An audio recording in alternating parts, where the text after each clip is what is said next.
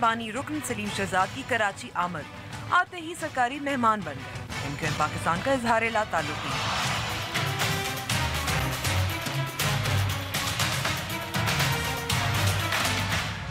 कौमी असम्बली के मुतबादिल तनाज़ जाती तस्वीह बिल की मंजूरी ने जिरगा और पंचायती निज़ाम को कानूनी चादर चढ़ा दी। क्या ये कानून ख़वातीन के हुकूक की पासदारी कर पाएगा? सर्दी न होया बीमार मेरा बाप तो गैस न आई। और एहतजाज के गुर शिकायत की सुनने। अस्सलामुअलैकुम and welcome to news wise. मैं हूं अंबर शम्सी। 2017 का दूसरा माह शुरू हो चुका है, लेकिन MQM के साथ मुंसलिक एक फ़िक्रा है जो अब तक इस्तेमाल हो रहा है, इजहार ला ताल्लुकी। MQM के एक बानी मेंबर सलीम शहजाद वतन वापस आए, गिरफ्तार हुए तो MQM पाकिस्तान और पाक सरजमीन पार्टी दोनों ने उनसे इजहार ला ताल्लुकी का ऐलान किया। और गिरफ्तार किसने किया? SSP मलीर राव अनवार, जिन्हें MQM के ख्वाजा इज़हारुल हसन को गिरफ्तार किया था, उसके बाद वो मुअत्तल हुए और इंक्वायरी के बाद उन्हें दोबारा बहाल कर दिया। सलीम शहजाद को MQM से 2014 में अलहदा से कर दिया था और उन पर कई मुकदमात दर्ज हैं, जिनमें डॉक्टर आसिम हुसैन केस की तफ्तीश के सिलसिले में पुलिस को मतलूब भी रहे हैं। इतने साल खुद साख्ता जलावतनी के बाद जब सियासी जमातें उनकी पार्टी में शमूलियत से इनकार कर रहे हैं, तो सलीम शहजाद आखिर वापस क्यों आए? और पाकिस्तान में जिरगा और पंचायत का निज़ाम बदनाम रहा है क्योंकि उनसे ऐसे फैसले सामने आते रहे हैं जो इंसानी और ख़वातीन के हुकूक की पामाली करते रहे हैं। इस मुतबादिल निज़ाम को कानूनी दायरे में लाना चाहिए या हुकूमत मौजूदा निज़ाम को मजबूत करने की अपनी जिम्मेदारी से हाथ उठा रही है? शुरू करते हैं टॉप स्टोरी से। सलीम शहजाद की वापसी और उनकी गिरफ्तारी, अहवाल इस रिपोर्ट में।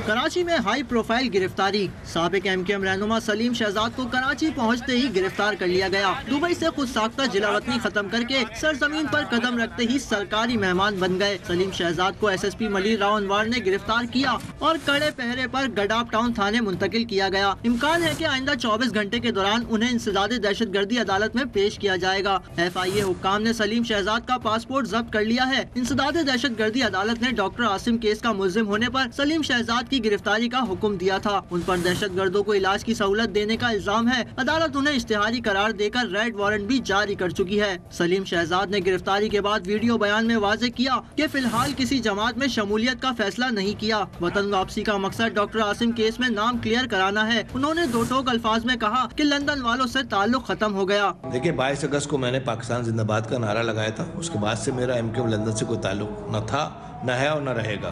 तलाक दे चुके हैं। अब आप उसे तलाक समझ लें या कुछ भी समझ लें, लेकिन ये कि जब पाकिस्तान जिंदाबाद मैंने नारा लगाया और छोड़ दिया तो इसका मतलब है कि बात खत्म हो गई, सब रिश्ते खत्म हो गए। वतन कौन है? फारूक सत्तार या सब लोग मुहब्बे वतन है।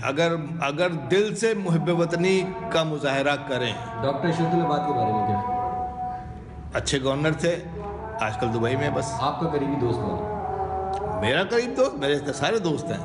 अच्छा, सारे दोस्त हैं मेरे, सब मेरे कुलीग हैं, मेरे साथ काम। सुना है सबको आप एक मुट्ठी में बंद कर लेंगे। इंशाल्लाह मेरी कोशिश यही है।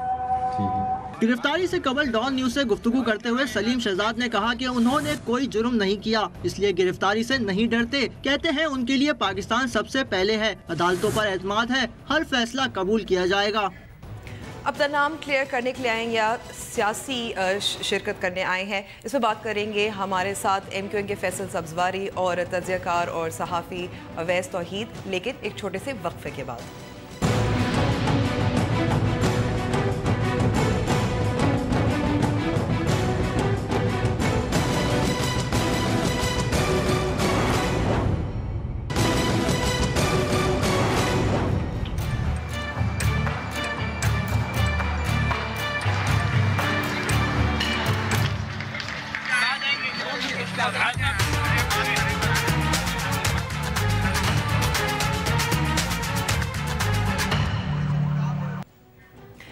MQM के बानी रुकन सलीम शहजाद की वापसी, फिर गिरफ्तारी, ये क्या मामला है? इस पर हमसे बात कर रहे हैं तज्ज़ियाकार अवैस तौहीद और MQM के फैसल सब्जवारी साहब। आप दोनों का बहुत बहुत शुक्रिया न्यूज़ वाइज को वक्त देने का। फैसल, सबसे पहले आपसे शुरू करना चाहूँगी। आपने तो इजहार ला ताल्लुकी कर ली है, یہ کافی آپ کا کیا کہتے ہیں MQM پاکستان کا کافی پسندیدہ فقرہ بن چکا ہے، لیکن یہ آپ کے پرانے ساتھی تھے، MQM سے علیحدہ بھی ہو چکے، کچھ تو اسپیکولیشن ہوگی واپس کیوں آئے؟ بہت شکریہ. میرے خیال میں جو ہمارا بیان جاری ہوا ہے اس میں اس طرح کا تو کوئی لفظ نہیں ہے. جو حقیقت حال ہے وہ ہم نے بیان کر دی کہ نہ انہوں نے پاکستان واپسی کے حوالے سے ہمیں مطلع کیا، نہ ہی کوئی اس خواہش کا اظہار کیا کہ جو میڈیا میں بہت قیاس آرائی ہو رہی ہے جناب وہ MQM پاکستان میں شمولیت اختیار کرنا چاہتے ہیں، نہ یہ ہمارے کوئی علم میں تھا اور اس طرح کا کوئی بھی امکان نہیں تھا. کیوں آئے ہیں اس کا جواب وہ بہتر طریقے سے دے سکتے ہیں. کیا MQM پاکستان میں شمولیت کے لیے آئے ہیں؟ مجھے نہیں علم ان کا ارادہ. کیا MQM پاکستان چاہتی ہے کہ وہ ہمارے ساتھ ابھی شامل ہو کے کام کریں؟ تو نہیں، ایسا نہیں ہے. ہم نے اس امکان کو رد کیا ہے. ٹھیک ہے. اویس، پھر دوسرا آپشن ان کے لیے یا تو پاک سرزمین پارٹی رہتا ہے یا کوئی اور پارٹی ہو جاتی ہے. ان کا تو سلیم شہزاد صاحب کا تو یہی کہنا ہے کہ وہ اپنا نام کلیئر کرنا چاہ رہے ہیں، لیکن اتنے سال جلا وطن رہ کر پھر اب واپس آنا، ٹائمنگ از ویری انٹرسٹنگ. دیکھیے میرے خیال میں سلیم شہزاد صاحب کی جو بنیادی رخ جیسے آپ نے بتایا کہ یونیورسٹی کے زمانے سے جب APMSO بنی، اس کے بعد پھر مہاجر قومی موومنٹ تشکیل ہوئی تو الطاف حسین صاحب، مرحوم عظیم طارق صاحب، مرحوم ڈاکٹر عمران فاروق صاحب، زری مجید صاحبہ، یہ ان کے ساتھ ایک جذباتی اور نظریاتی ایک ان کا سفر رہا ہے. تو سارے ہی جو اس وقت آپ چاہے انٹرنیشنل سیکریٹریٹ میں پوچھ لیں، MQM پاکستان میں ڈاکٹر فاروق ستار صاحب، فیصل صدواری صاحب، خواجہ اظہار الحسن صاحب، امین الحق صاحب، یا پھر انیس قائم خانی صاحب یا مصطفیٰ کمال صاحب، سب ان کی ایک رسپیکٹ کریں گے کیونکہ بنیادی رکن ہے، ایک لمبا سفر رہا ہے. لیکن 2-3 سال سے وہ ارریلیونٹ رہے ہیں MQM کی پالیٹکس کو اگر لے کے آپ دیکھیں کہ جب سے وہ ایگزائل میں گئے تھے بہت ہی قربت تھی ان کو الطاف حسین صاحب کے ساتھ، اور جو وہاں پہ پالیسی ڈیسیشنز ہوتے تھے اس کا بھی حصہ رہے ہیں. پھر اس کے بعد جو اختلافات ہوئے اس کے بعد 2-3 سال میں سے جو ہے وہ دبئی میں انہوں نے اپنی جو ایک سکونت جو ہے اختیار کر لی. اور جو میرے خیال میں ان کی ایک عزت، رسپیکٹ، ایک بنیادی رکن ہونے کی حیثیت سے وہ تو صحیح ہے، لیکن ان کی ریلیونس آئی ڈونٹ تھنک کہ he is relevant in the present MQM politics. ہاں یہ ضرور ہے کہ ظاہری بات ہے، آپ دیکھیے کہ انہوں نے خود کہا ہے کہ انہیں ایک مرض لاحق ہے کینسر کا، کیمو تھیراپی ہو رہی ہے، اور وہ جتنے سکون سے آئے ہیں. ظاہری بات ہے کہ دبئی کے اندر ان کی پرویز مشرف صاحب سے بھی ملاقاتیں رہی ہیں، پھر انیس قائم خانی صاحب، مصطفیٰ کمال صاحب جب وہاں پہ تھے ناراض ہو کے جب MQM سے گئے وہاں ان سے بھی ملاقاتیں رہی ہوں گی. پھر بیچ میں ہم نے دیکھا ایک شوشہ چھوڑا گیا یا جو ایک فلر آیا مارکیٹ میں پاکستان کی پالیٹکس کی امبر، وہ تھا کہ پرویز مشرف صاحب کہیں پاک زمین پارٹی اور MQM پاکستان کو یکجا کرنا چاہ رہے ہیں. جی ہاں، یہاں پر جو رومرز کا جو بازار ہے وہ کافی گرم ہے اس خبر سے. اس میں آپ دیکھیں کہ خواجہ اظہار الحسن صاحب گئے اور انہوں نے جہاں تک میری اطلاعات ہے وہ انہوں نے ان سے بھی ملاقات کی، سلیم شہزاد صاحب سے، اور پرویز مشرف صاحب سے بھی ملاقات کی، جس کی تصاویر یہاں پہ سوشل میڈیا پہ بھی اور ویسے میڈیا پہ بھی آئیں. اس میں ان کو یہی کہا کہ یہ جو فارمولہ ہے اس کی کمپیٹیبلٹی نہیں ہوتی گراؤنڈ ریالٹی سے. میرے خیال میں جو فرق پڑے گا سلیم شہزاد صاحب جب آئیں گے تو جو کیسز کھلے ہیں وہ چاہے میجر کلیم ٹارچر کیس ہو جو 1992 میں ایک سبب بنا آپریشن کا، فوجی آپریشن کا ایک سبب، اور ادھر سے لے کے پھر ظاہری بات ہے 12 مئی کا جو کیس تھا اس میں وہ اس وقت لنڈن سیکریٹریٹ میں تھے، پھر منی لانڈرنگ کے جو ہے الزامات، پھر جو مبینہ طور پہ جو را کے ساتھ کنیکشن ہے وہ تو انہوں نے ڈکلیئر کر دیا نا امبر، وہ تو ڈکلیئر کر دیا کہ جی اس کی بنیاد پر ہم اریسٹ کریں. میں کہہ رہا ہوں دوسرے کیسز جو نئی کروٹیں بدلیں گے، جس کا ہو سکتا ہے کہ جو اس وقت کی سیاست ہے اس پہ کہیں نہ کہیں اثر ہو، وہ یہ سارے پرانے کیسز ہیں، اس پہ جب تفتیش ہوگی، اور یہ بھی ہو سکتا ہے کہ JIT تشکیل ہو اور ان سے تفتیش ہو اور وہ پورا تعاون کریں گے، کیونکہ میرے خیال میں کہیں نہ کہیں جتنے سکون سے آئے ہیں، سینئر ہیں، ایک کچھ سوچ سمجھ کے تو آئیں گے. اویس میں یہاں جی آپ کو یہاں رکتی ہوں، میں فیصل پر جاتی ہوں کیونکہ جو آپ نے بات کی ان سے بھی ان کا ریاکشن لیتے ہیں. بہت زیادہ جو ایک رومرز جو چل رہی ہیں کہ پرویز مشرف آئیں گے، دونوں پارٹیوں کو ملا کر وہ لیڈ کریں گے.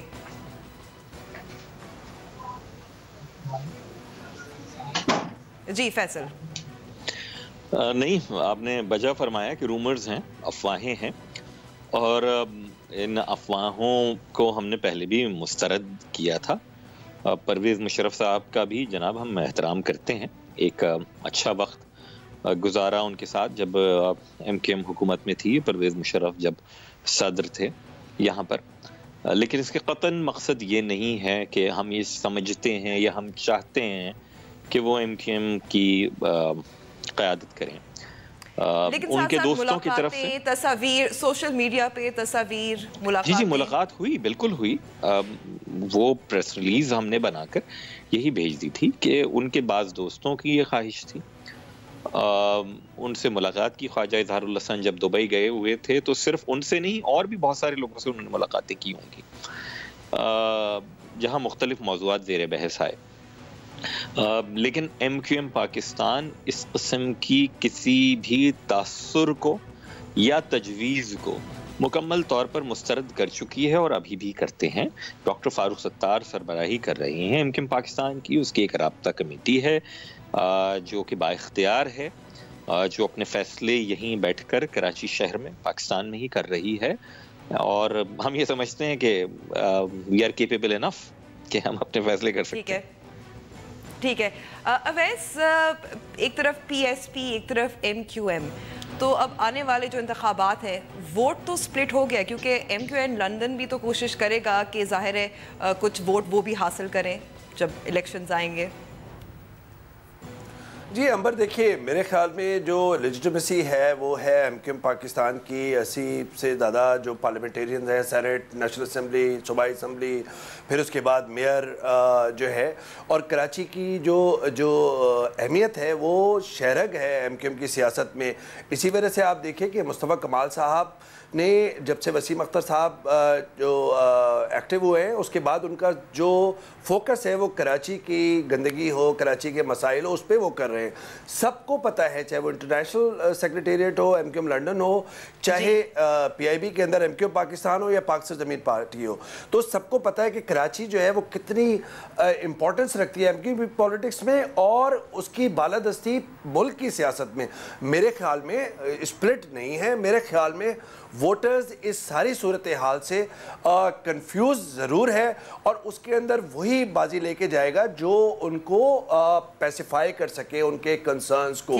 تھوڑی بہت کھچڑی بنے گی, لیکن میں یہ سمجھتا ہوں کہ اس وقت بہتر پوزیشن میں مجھے نظر آتے ہیں ایم کیو ایم پاکستان. لیکن ایک بات یہ ضرور ہے کہ اسٹیبلشمنٹ کو یہ سمجھنا چاہیے کہ کراچی کی جو پولیٹکس ہے اس کو خود پنپنے دیا جائے, کیونکہ مسائل گمبھیر ہیں کراچی کے.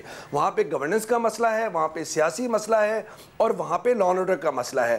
جب تک جو اسٹیٹ ہے اس کے انسٹیٹیوشنز ہیں اور حکومت, باقی حکومت جب تک اس عدسے سے نہیں دیکھے گی کراچی کو, کراچی کے مسائل رہیں گے اور سیاسی مسائل بھی مزید گمبھیر ہوتے رہیں گے.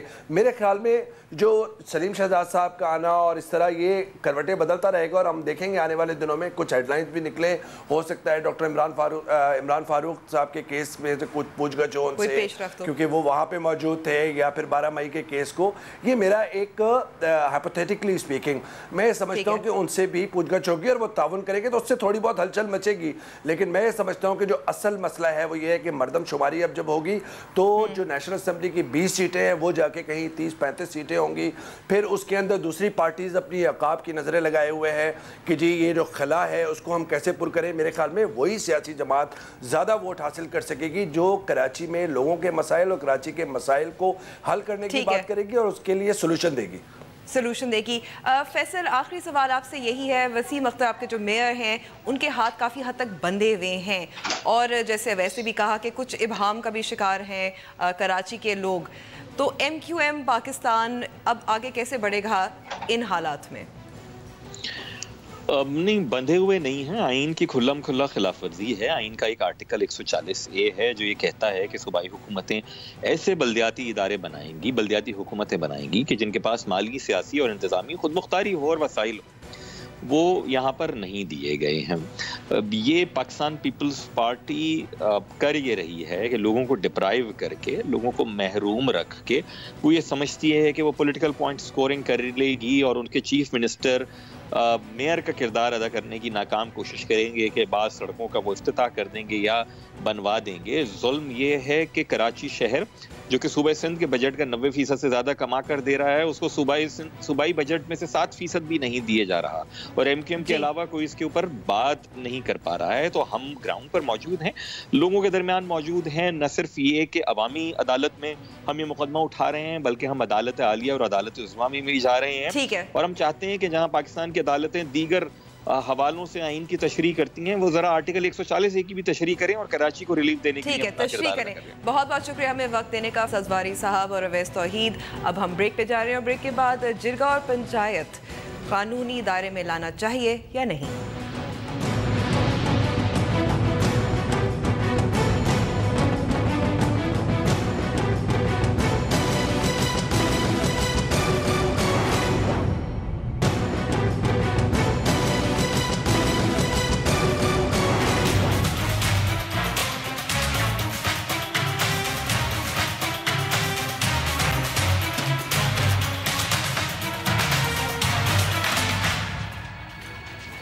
ویلکم بیک ٹو دا شو. قومی اسمبلی نے ملک میں جرگہ اور پنچایت کو قانونی تحفظ دیتے ہوئے ADR ایکٹ 2016 پاس کر دیا ہے. یہ قانون کیا ہے، جانتے ہیں رضا خان کی اس رپورٹ میں. قومی اسمبلی نے متبادل تنازعہ جاتی تصفیہ بل 2016 کی متفقہ طور پر منظوری دے دی. اس بل کے اطلاق سے سول اور قابل ضمانت فوجداری تنازعات کا فیصلہ عدالت کی بجائے متبادل فورم یعنی جرگے کے ذریعے بھی کیا جا سکے گا. وزیر قانون زاہد حامد نے ایوان کو بتایا کہ اس عمل میں وکلاء، سول سوسائٹی، علماء اور معاشرے کے دیگر افراد کو بھی شامل کیا جا سکے گا. بل کے تحت پنچایتی عمل اور اس کے فیصلوں کو قانونی شکل دی گئی ہے. جرگے یا پنچایت کے ارکان کا فیصلہ حکومت ہائی کورٹ سے مشاورت کے ذریعے کرے گی. ہر جرگے کا دائرہ کار یونین کونسل کی سطح تک ہوگا. کسی بھی تنازع یا مقدمے کو فریقین کی رضامندی سے جرگے کو منتقل کیا جائے گا. جرگے سے تصفیہ نہ ہونے پر معاملہ عدالت کو بھیجا جا سکے گا. وزیر قانون زاہد حامد کا کہنا تھا کہ اس قانون کا مقصد عدالتوں پر مقدمات کا بوجھ کم کرنا اور تنازعات کا قابل قبول اور آسان حل نکالنا ہے. رضا خان، ڈان نیوز، اسلام آباد. یہ بل ابھی قومی اسمبلی میں منظور ہوا ہے، اس کو ابھی سینٹ میں جانا ہے. لیکن کیا یہ جو ہمارے ملک میں انصاف کے لیے لوگ جن کی تلاش رہتی ہے، ان کے لیے حل اس سے نکل سکتا ہے یا نہیں؟ اس پہ بات کرنے کے لیے ہمارے ساتھ موجود ہیں جسٹس ریٹائرڈ ناصرہ اقبال صاحبہ. بہت بہت شکریہ ناصرہ صاحبہ ہمیں وقت دینے کا. ناصرہ صاحبہ، پنچایت اور جرگہ کا جو نظام ہے یہ تو صدیوں سے اس علاقے میں رہا ہے. اگر اس کو قانونی دائرہ، آئینی دائرے میں لانے کی کوشش کی جا رہی ہے تو کیا حرج ہے؟ اس میں بہت بڑے حرج ہیں، کیونکہ یہ جو ہے نا پنچایت اور جرگہ کا نظام جو جیسے آپ نے کہا یہ صدیوں سے یہاں رائج ہے، اور اس کو انگریز جو ہمارے تھے نا حاکم، انہوں نے اس کو قبول کر لیا تھا. اور جو لوگ اس میں تھے جاگیردار اور زمیندار جو اس میں بنتے تھے، آپ کہیں پنچایت کے سرپنچ یا جرگے کے سردار، وہ ان کو اپنے ساتھ ملا لیا تھا. تو جو وہ حکم چاہتے تھے وہ صادر کروا لیتے تھے ان سے. ایک بات تو یہ تھی. دوسری بات یہ تھی کہ جرگے اور پنچایت میں عورت کا آنا یا اپنا وہاں پہ کوئی کیس پریزنٹ کرنا ممانعت ہے. اس میں صرف مرد آ سکتے تھے، اور مردوں کے آنے میں یہ تھا کہ جو نازک صنف ہے ان کی تو کوئی بات سنتا ہی نہیں تھا. اور پھر جو صادر ہوتا تھا نا حکم، اس میں آپ دیکھیے کہ آپ کو مختارہ مائی کا کیس یاد ہے، سب جھوٹی بات تھی کہ جی اس کا بھائی تھا 10 سال کا، اس نے کوئی جو مخالف متسوئی قبیلہ تھا اس کی کسی 20 سالہ عورت کے ساتھ کو بدفعلی کی، اور جرگے نے یہ فیصلہ کیا کہ مختارہ مائی کو سارا جرگہ جو ہے یا پنچایت جو ہے اس کے ساتھ زنا کرے گا بالجبر. اور یہ ہوا، اور کیا نتیجہ نکلا؟ سارے چھٹ گئے. یہ تو ہوتے ہیں جرگے کی حالات. اور یہاں ابھی آج کے اخبار میں تھا کہ کسی بندے کے اوپر کہہ دیا کہ اس نے کوئی جھوٹی بات کی ہے یا کیا ہے، تو اس کی بہن کو ونی کر دیا جائے دوسرے کو. اسی طریقے سے کچھ پچھلے دنوں بات نکلی تھی کل پرسوں کہ کسی نے کسی کے ساتھ کوئی زیادتی کی ہے. زیادتی کا مطلب ہے کہ اس کا ہاتھ مروڑا ہے یا کیا کیا ہے، کاٹ دیا ہے، تو اس کی جو بہن ہے اس کو سوارا میں دے دیا جائے. تو بالکل ناانصافی قطعاً ہوتی ہے. جرگہ اور پنچایت جو ہے وہ تو ازل سے عورتوں کے اوپر ناانصافی ڈھائی گئی ہے، اور بالکل یہ ہمیں قبول ہی نہیں ہے. آدھی آبادی پاکستان کی عورتیں ہیں، اور کبھی کسی عورت نے نہیں اس بات پہ آمادگی ظاہر کی کہ جرگہ اور پنچایت کو ہم قبول کر لیں گے، یہ قانون کے دائرے میں لے آئیں. قانون میں ہی نہیں ان کو ملتا کچھ اپنا حق، تو اس کو اپنے اوپر مسلط کر لیں تو یہ تو اس سے بدتر ہے. اور پھر یہ لکھا گیا ہے کہ اس میں تمام معاملات، میں تو شیڈیول دیکھ کے حیران ہو گئی ہوں کہ کوئی ایسی چیز ہے جو انہوں نے چھوڑ دی ہے. پیٹنٹس، کاپی رائٹس تک hereditary matters canal and drainage act میں جو ہے وہ بھی سول میٹرز جو ہے اور جو کرمنل میٹرز 345 کے تحت کمپاؤنڈیبل ہے. اب تو ہر چیز کمپاؤنڈیبل ہے, یہ سب چیزیں اس میں شامل کی ہوئی ہے, تو پیچھے رہ کیا گیا؟ تو عدالتوں کی تو پھر بات ہی ختم کر دیں, پھر ساری جلگے. لیکن ناصر صاحبہ ایک جو دلیل دی جاتی ہے کہ ہمارے اسپیشلی خاص طور پر جو لوور کورٹس ہیں وہاں کیسز چلتے جاتے ہیں, پینڈنسی بہت ہے, لوگوں کو انصاف نہیں ملتا, تو اگر ان کو کسی طریقے سے جیسے میں نے کہا کہ قانونی یا آئینی دائرے میں لایا جائے, جیسے اس قانون کے تحت نیوٹرلز اپوائنٹ کیے جائیں گے اور یہ عدالتوں کے ساتھ کام کریں گے, تو پھر کچھ حد تک آپ کا جو دباؤ ہے عدالتوں کا وہ کم نہیں ہو جائے گا؟ یہ بات جو آپ کی کہنی ہے یہ بالکل مناسب ہے. آپ کو میں ایک بات بتاؤں, 1951 میں جب ہماری سینسس ہوئی تھی پہلی, اس وقت جو علاقہ اب پاکستان پہ مشتمل ہے اس کی آبادی 3.25 کروڑ تھی. آج تو فردم شماری کوئی کرا ہی نہیں رہا تھا کہ پتہ ہی نہ لگے کہ کتنی آبادی ہوگی, لیکن 20 کروڑ سے زیادہ ہے, غالباً 22 کروڑ سے شاید تجاوز ہی کر گئی ہو.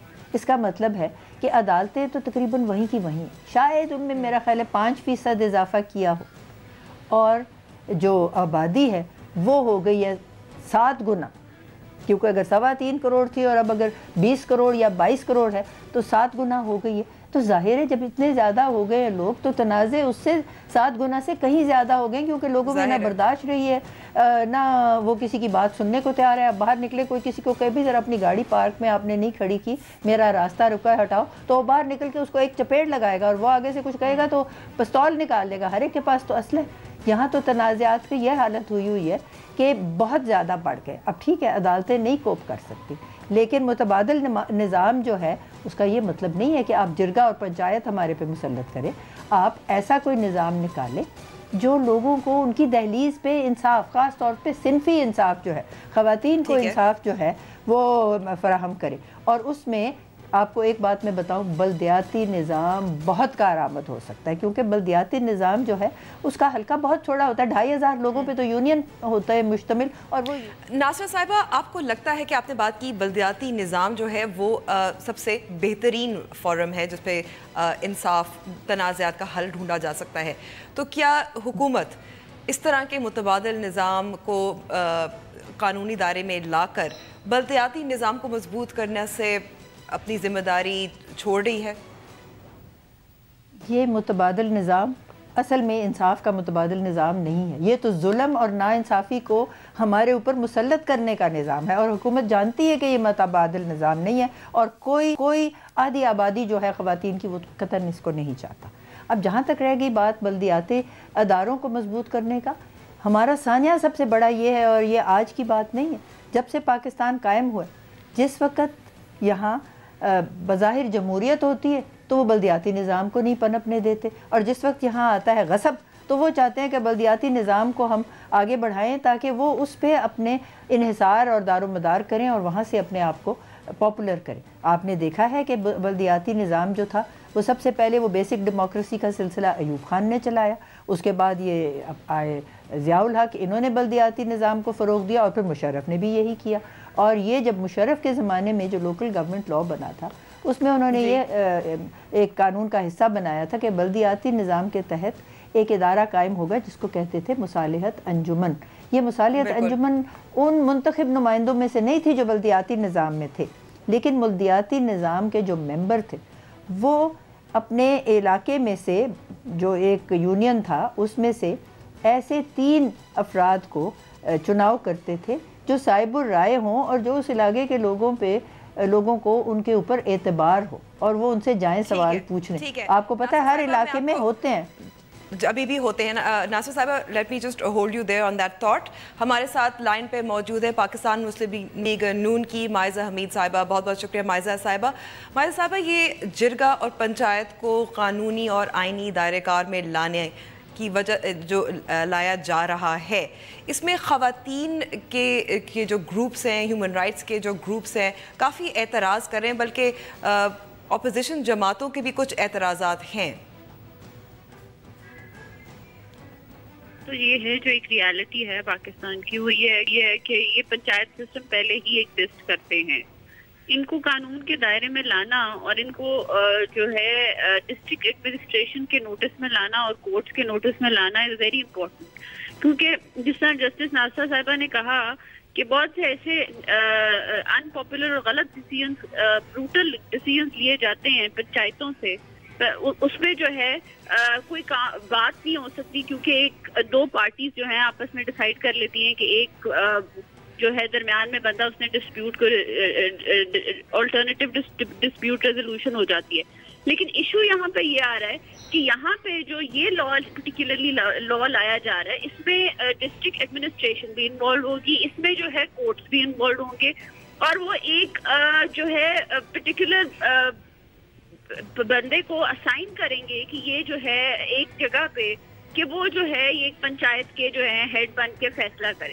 اب اس کو آبویسلی دیکھا جائے گا کہ اس بندے کا کس قسم کا ہولڈ ہے اس جگہ پہ، کس قسم کا کیریکٹر ہے، کس قسم کا اس کا پیچھے سے جو ہے وہ کس قسم کا دباؤ وہ لے سکتا ہے. تو اس چیز کو فارملائز کرنا بڑا امپورٹنٹ ہے. جی مائزہ صاحبہ، فارملائز کرنا تو بہت اچھا ہے، لیکن آپ پھر خواتین کی شرکت اس قسم کی پنچایتوں میں، جرگوں میں کس طرح سے آپ یقینی بنائیں گے؟ کیونکہ ہم نے تو اکثر یہی دیکھا ہے کہ پنچایتیں اور جرگے جو ہوتے ہیں، جو کمزور طبقات ہوتے ہیں ہمارے معاشرے میں، ان کو وانی میں دے دیتے ہیں ڈسپیوٹ ریزولوشن کے لیے. So how will you ensure that that does not happen?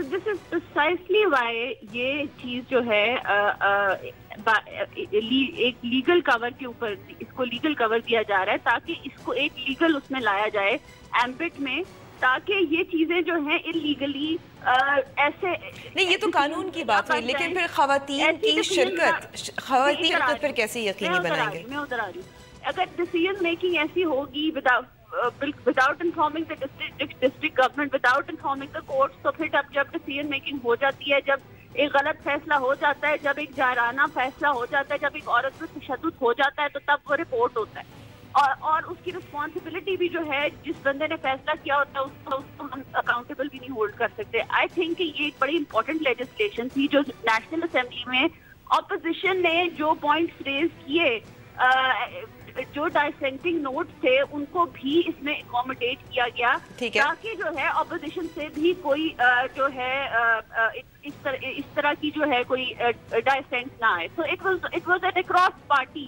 آپ اکراس پارٹی تو کہہ رہی ہیں مائزہ صاحبہ، لیکن صرف 23 ایسے M N A that is because اس وقت پریزنس 23 لوگوں کی تھی، but that is not mean کہ یہ اکراس پارٹی لیجسلیشن نہیں ہے، بلکہ پی ٹی آئی کو کریڈٹ بھی دیا گیا اس بات کا کہ انہوں نے اس لیجسلیشن پہ دے ایگریڈ اپون اٹ، اینڈ انہوں نے جو ڈائسینٹنگ نوٹس دیے تھے انہوں نے بھی یہ کہا کہ ہم نے یہ ڈائسینٹنگ نوٹس جو ہیں اپنے لیجسلیشن میں انکارپوریٹ کیے ہیں. اب عورتوں کی جو بات آتی ہے، this is too early in the day to talk about the legislation in that form. دیکھیں ابھی تو فیڈرل گورنمنٹ انفارم کرے گی پروونسز کو، اور پروونشل گورنمنٹ انفارم کرے گی فیڈرل گورنمنٹ کو کہ اس کو کس طرح فارملائز کرنا ہے. تو جو آپ نے لوکل باڈیز کا پوائنٹ آف ویو کی بات کی، اس میں جو عورتوں کی ریپرزنٹیشن ہے، I think that should be added in the jirga, یا کسی نہ کسی طرح اس کو اکوموڈیٹ کرنا چاہیے تاکہ عورتوں پہ جو تشدد لیکن فی الحال قانون میں جو مسودہ میں نے دیکھا ہے اس میں تو ایسی کوئی چیز موجود نہیں ہے. بیکاز یہ ابھی ایک فارملائز قسم کی باڈی نہیں بنی، ابھی صرف لیجسلیشن ہوئی ہے. سو اگر ہم یہ سمجھیں کہ عورتوں کی ریپرزنٹیشن نہیں ہوگی یا عورتوں کے اوپر ظلم ہوگا اس کے تھرو اور اس کو ایک لیگل کور مل جائے گا، تو this would be too early in the day to say سم تھنگ لائک دیٹ. ابھی تو ایک لیجسلیشن ہوئی بنی ہے، اس کا سسٹم پورا نیچے فارملائز کرنا از another job.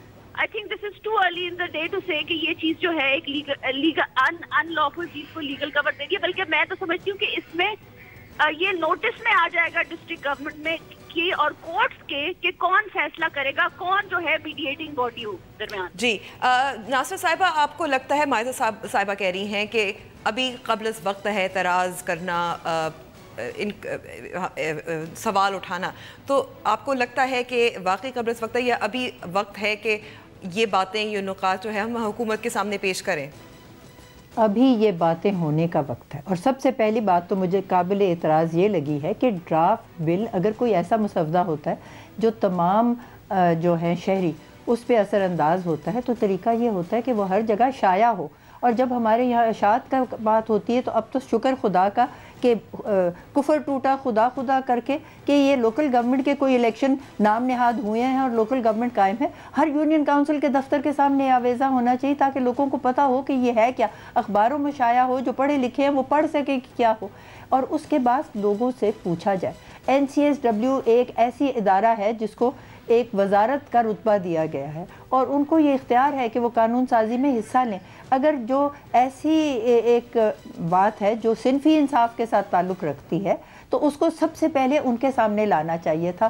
انہوں نے پہلے اس کو مطالعہ کرتے بتاتے کہ اس میں کیا چیز درست ہے کیا چیز غلط ہے اور پھر یہ بات آگے جاتی. اور میں نے تو جیسے کہا کہ یہ ازل سے عورتوں پہ مظالم ڈھانے کا طریقہ ہی صرف جرگہ اور پنچایت کے ذریعے تھا, اس لیے کہ اس کو وہاں پہ موجود ہونے کا تو حق نہیں تھا, لیکن اس کے خلاف ایک فیصلہ جو ہے وہ کرتا تھا, جاگیردار کرتا تھا, سردار کرتا تھا, اور وہ فیصلہ جو تھا وہ اس کے اوپر ہو جاتا تھا اس کا اثر. جیسے کہ میں نے آپ کو مختارہ مائی کا کیس بتایا, یا جیسے کوئی 7-5 بہنیں ابھی پچھلے دن کہہ دیا کہ ان کو ونی کر دو, 2 سال کی, 6 سال کی, 10 سال کی فلاں جگہ بھیج دو. یہ جرگے کے فیصلے جن الفاظ اور جن اداروں کے اوپر ہمیشہ سے ایک ہوئی ہے رسوائی اور بدنامی, ان کو آپ کوئی بھی لباس پہنا دیں تو وہ بیچ میں سے تو وہی رہیں گے. اس لیے اگر ادارہ متبادل نظام بنانا ہے تو کوئی اور بنائیں اور اس میں ہر ایک کے ساتھ کنسلٹیشن کریں, اور یہ اس کو ٹیبل کرنے سے نیشنل اسمبلی پہلے کریں. اور جو بات آپ نے 23 کی میں تو حیران ہو گئی ہوں, 342 ممبر ہیں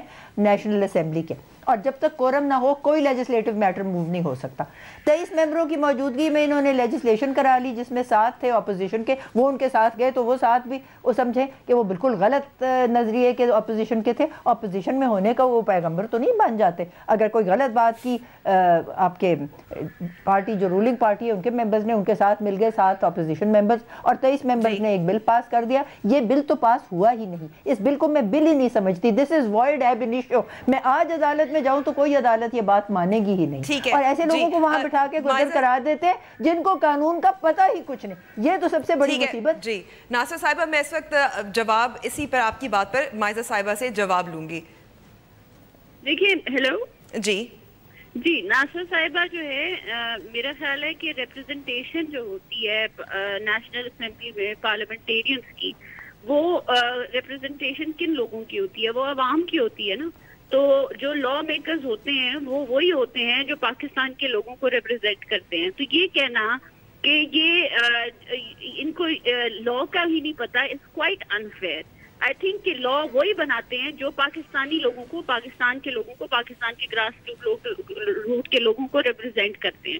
تو اور دوسری بات یہ ہے کہ ابھی ناصر صاحبہ نے بات کی کہ یہ جو جرگہ سسٹم ہے اس میں جو ہے ایک جرگہ سسٹم ہوتا تھا جس میں آپ کو پتہ ہی نہیں ہوتا تھا کہ کون فیصلہ درمیان میں کر رہا ہے, ویدر وہ بندہ لیگل ہے ان لیگل ہے, کیا وہ کس قسم کا آدمی ہے, اس کا کیریکٹر کیا ہے, وہ کس قسم کی جو ہے اس کے بیک گراؤنڈ ہے. اب اس کو اگر ایک لیگل کور دیا جا رہا ہے جہاں پہ ڈسٹرکٹ ایڈمنسٹریشن کو بھی اس آدمی کا پتا ہوگا, وہ بھی اتھارٹی ہوگی جو ڈیسائیڈ کرے گی کہ کیا وہ پنچایت کا ہیڈ بن کے فیصلہ کر سکتا ہے کہ نہیں کر سکتا. دوسرا کورٹس بھی اس کو اتھینٹیکیٹ کریں گے کہ کیا وہ انسان جو ہے وہ کیا فیصلہ کر سکتا ہے کہ نہیں کر سکتا, کیا اس کا بیک گراؤنڈ ہے, کیا اس کا کوئی کرمنل بیک گراؤنڈ بھی ہے یا نہیں ہے. تو یہ چیزیں اگر فارملائز ہو رہی ہیں تو I think we are going towards the right direction. I think there should not be an issue اگر اس کو کمپیئر کیا جائے ان پنچایتوں کے ساتھ جہاں پہ ہمیں پتہ ہی نہیں کہ چودھری گاؤں کا کیا کرتا ہے اور کس طرح جو ہے فیصلہ کر لیتا ہے. ٹھیک ہے, مائزہ صاحبہ اور ناصر صاحبہ دونوں کا بہت بہت شکریہ ہمیں وقت دینے. لیکن اب ہم بریک پہ جا رہے ہیں, اور بریک کے بعد احتجاج کا انوکھا طریقہ دیکھیں گے.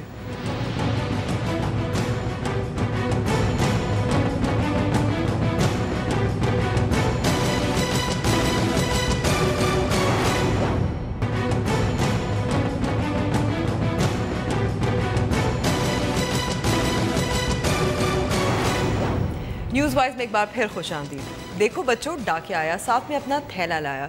جی ہاں, آپ کو ملواتے ہیں ہری پور کے ایک ڈاکے سے جو بینائی سے محروم ہے لیکن اپنا فرض پھر بھی بخوبی سے نبھا رہے ہیں. دیکھیے مزید ڈان.com کی اس رپورٹ میں.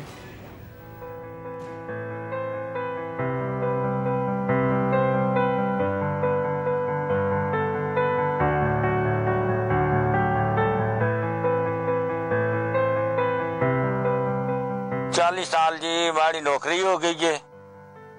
55 रुपए तो मैं भर्ती है जी, 55 तो बदे जी जुल के होई है जी 1040 होते ही बस चलदा ते है। हुण इस ते तक गुजारा बहुत मुश्किल है। तकरीबन 6-7 साल होए नो, 6-7 साल को तनख्वाह बढ़ी नहीं। 8-10 किलोमीटर रास्ता है और घर घर में ये इसको तय लगा के देते हैं, ऊपर नीचे वो मुंशी इसको समझा देते हैं कि ये फलान जगह गांव की डाक है, ये फलान जगह की है, ये उस हिसाब से ये तकसीम कर देते हैं।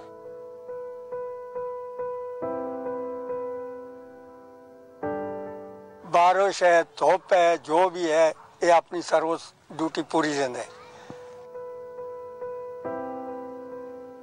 कोई ग्रां में मातम भी होवे फिर भी मैं जुलदा जी ड्यूटी अपनी टाइम ता दे के ते ता मैं घरा को आना जी। सुबह दा निकले दा ते राती नमाज़ां घर आन के पहुंचना। ये होता है जज्बा। और जज्बे की बात करें तो हम आगे बढ़ते हैं कि जब पाकिस्तान में लोड शेडिंग हो, गैस की बंदिश हो, पानी का मसला हो, तो लोग सड़कों पर एहतजाज करते हैं। आपको मिलवाते हैं कैसे पाकिस्तानी से जिन्होंने जो हुकूमत से शिकायत तो कर रहे हैं लेकिन अपने ही अनोखे अंदाज में। सर्दी ना होया बीमार मैं रब्बा तो गैस ना आई, गैस ना आई। पतली रजाई देवा रो रो दुहाई, हाय गैस ना आई। हीटर बड़े ना बंदा हथ किथे से के, हथ किथे से के। तरसियां अखां नाल चुल्ले नू वेखे, चुल्ले नू वेखे। कल अद्धी राती मैं रोटी बनाई, हाय गैस ना आई। बह जाना मां बूहे बारियां नू टोके, बारियां नू टोके। ठंडी हवा नू बंदा किवें किवें रोके, किवें किवें रोके। लकड़ भी गिल्ली बड़ी औखी जलाई, हाय गैस ना आई। अगर ऐसी ही कोई अनोखी वीडियो या किसी ने कोई कुछ कमाल किया हो, आपकी नज़र से गुजरी हो, आप हमें ज़रूर बताइएगा हमारे फेसबुक पेज पे और ट्विटर हैंडल पे। प्रोग्राम का वक्त अब ख़त्म हो गया, मुझे इजाज़त दीजिए और देखते रहिए डॉन न्यूज़। मज़ीद खबरों और तज्ज़ियों के लिए खुदाफिज़।